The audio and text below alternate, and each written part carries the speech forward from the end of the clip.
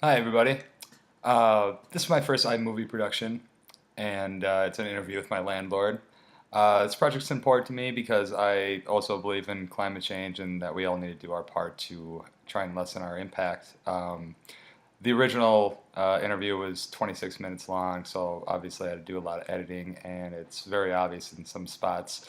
So sorry about that. I did do my best on it though, so hopefully it is informative for you and somewhat entertaining. Hi, everybody. I am Nathan Matson. This is my Do Something and Report on a project for renewable energy and the environment. I'm here with my landlord, Dale Howie, Hi. who is, definitely the greenest landlord I've ever been. He has many properties, and he's always thinking of new ways to zero his impact on everything. I'm going to let him talk to you about what he's been doing. Hello. Nathan's going to ask me the questions, so I'm going to make sure I cover all the bases here. Yeah. So Dale, how did you, first get into renewable energy? I was involved in the Gore campaign in 2000, and before that, it was just worrying about lowering my energy costs just for payout. But when I saw an inconvenient truth, which I would highly recommend to everybody, I really was awakened to how serious the problem had become. Because in his movie, there was several glaciers listed in Austria that I had actually taught skiing on 18 years earlier that were gone. And the more I looked at the problem, the more I saw the massive dramatic effects of climate change on the planet. And so it became a moral and ethical imperative that I change my behavior and find ways to do things different. And so I started with my own home, experimenting with thermal, experimenting with solar PV, experimenting with lower wattage lights, um, lowering our water and our hot water use, drying clothes without using the dryer, just simple things that you could do, composting, looking at what and where I can recycle things, and so we've pretty much got to zero waste in our home. I mean, I go so far as to take my razors apart and put the metal in with the metal recycling and the plastic in with the plastic recycling, and take that over to the East Side Co-op in Minneapolis. So when we get a full bag, so that's how I started with this, and then I started looking at my rental properties and seeing what I could do.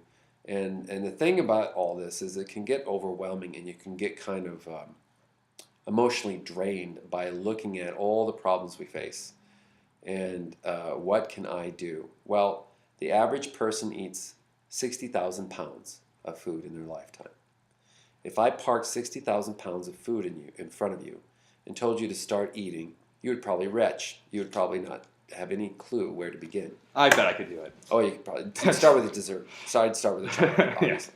But anyway, but we do one bite at a time. We take this huge mountain of food and we eat it in our lifetimes. And we only do that one bite, one mouthful at a time. So I started looking at the problem like that. As I used to tell my ski students, you don't worry about the mountain. Don't look at the mountain. You only need to worry about the next 3 feet, and you go with that. And you figure out how to manage the next 3 to, or 50 feet or whatever. But you don't look at the whole mountain. So I started just kind of one light at a time, one watt at a time, looking at what can I do to get this further down the road? How can I reduce my heating costs? How can I make this building more efficient? How can I incentivize things for tenants? One thing we do for tenants is to make them aware of their electric bill is we pay the lowest 8 bills of all of our 95 tenants through an incentive program where everybody turns their bill in by the 10th, and we look at the electric bill and we pay the lowest. Hi, Jamie. We pay the lowest 8 electric bills that way, and they can win once a quarter, so it's not just one person co-opting the program. Then we also provide low watt LED bulbs for all the tenants. We and we put that in the hallways. We also offer composting. We have composting in each location, so people who want to compost have that opportunity to do that as well, to keep things out of the garbage. I mean, my whole point is that the garbage can is the enemy. Nothing should go in there. You can recycle your clothing. We're looking at a vendor who will put a box on site where people can recycle other clothing. We look at bottle caps to go over there. Veda Institute. Eastside Co-op takes all plastics. Eastside Co-op at 26th and Central takes all plastics 1 through 7 and unmarked. So there's no reason to throw any plastic in the garbage whatsoever. Like I said, I take apart my razors. The plastic go in there, and that's unmarked plastic. That goes over to the Eastside Co-op. And we just wait till we get a big bag of that, and it's all one bag that we can throw all the unmarked and 1 through 7s in, and then, or not 1 through 7, 3 through 7 and unmarked. Let me get it straight. Don't want to do any false advertising. And so there we go. I mean, that takes care of so much of our garbage. And then the regular recycling takes all the cardboard, paper, plastic, cans, bottles, all that stuff. So we really get it down. And I've noticed I'm not really throwing anything away anymore. I'm sorting it out, and it's easy to do. Yeah, and I haven't bought a light bulb for you either. So yeah, we try to make it simple, and we're getting electric bills as low as $12, from people. Yeah, and that just is really exciting to me to see that people are making that effort, and it's amazing. What things have you been what projects have you been working on in your building? I know, like at 1501, you did the. The one we're sitting in it's a 12,000 watt system that was a lease program. Okay. That was on a lease program. We'll be here, and it was $160 over 25 years. Not a good deal, but a way to get solar on the roof. So it's not a good payback for me. But it's a great payback in so far as clean air, clean water, clean future. So for me, it has all the benefits that I'm looking for in an affordable package, because it produces about $150 a month average, and I use probably $80 a month average. So it's producing almost twice as much as the building's using. And then the cost, the lease cost is $167,000, and I only put a couple thousand down. So it's a huge benefit. With very little investment. So I'm very happy with that scenario. And the other scenario that I'm doing right now is on the building you're living in. It's a 30,000 watt system. The only cost out to me is about $16,000. And so you have to have, the way it's structured financially right now is you have to have $250,000 up front. But then you get that money back. It's a leap of faith. You get that money back in incentive programs from Excel, federal, and Minnesota made state refunds. So you get those back as tax grants. And so I'm very excited about that, because that's affordable. It's a 3 to 5 year payback. That's what a lot of businesses want. They want a 3 to 5 year payback on investment on some of this stuff.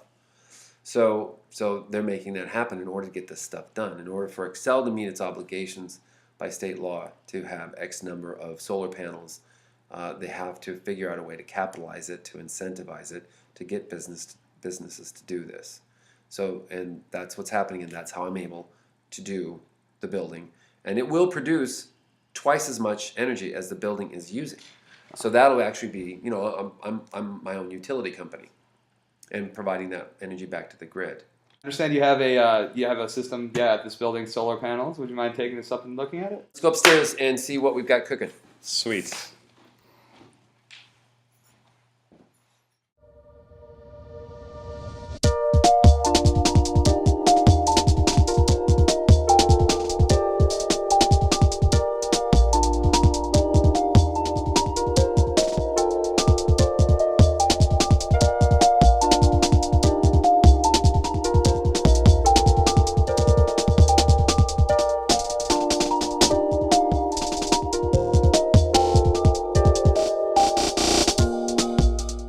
Okay, what we got up here is a 12,000 watt solar array that does about 150 to 200% of the building power. There's some on the back side, and there's some over on the far side there as well. So this system was put in by Solar Flow Energy. How's that? There you go. There's the view. And my solar panel is right here. There you go. Collects heat. So we just started covering some solar in the class now. That section of it. These would be the PV. Photovoltaic. Yes, photovoltaic solar. So we're looking at adding some thermal. There's plenty of room up here to actually do some thermal as well, even on the side of the building. There's so many new technologies coming out to max out energy efficiency and utilize the sun. Again, the numbers are the sun hits us with a year's worth of power every hour of the day, and we're just throwing it away. And the reason being is because people are making money, and people can make money out of collecting sunlight instead of digging up dead dinosaurs and throwing them up in the air, and killing ourselves in the process. So I don't want to live like it is on Venus with 700 degrees on the surface with a carbon dioxide atmosphere. That's what we're looking at doing to our own planet, and that's what we are doing to our own planet.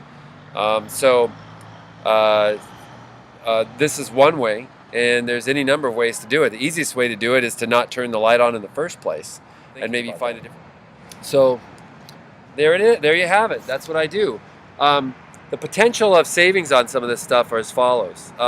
One building, 1501 Portland, when I bought it, was using over $4,000 a month just for the gas bill, and now it's down. We've got it down to about $730.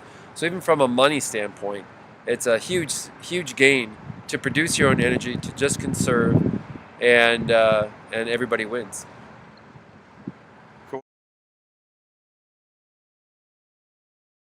It's an epic ethical drama unfolding on the choice we make as people, as a species. Do we exist or don't we? It's as simple as that.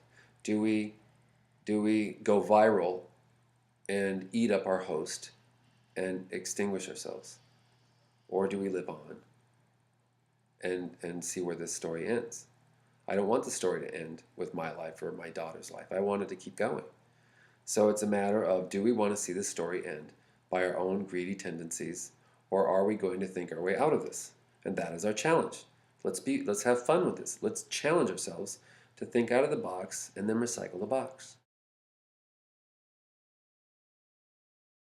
And that's what I want to try and push people to doing, is like, every dollar you spend is a vote. Every dollar you spend is a vote for, China or your neighbor's job, or the oil companies, or your local grid, and your local solar and wind provider. So who are you going to vote for?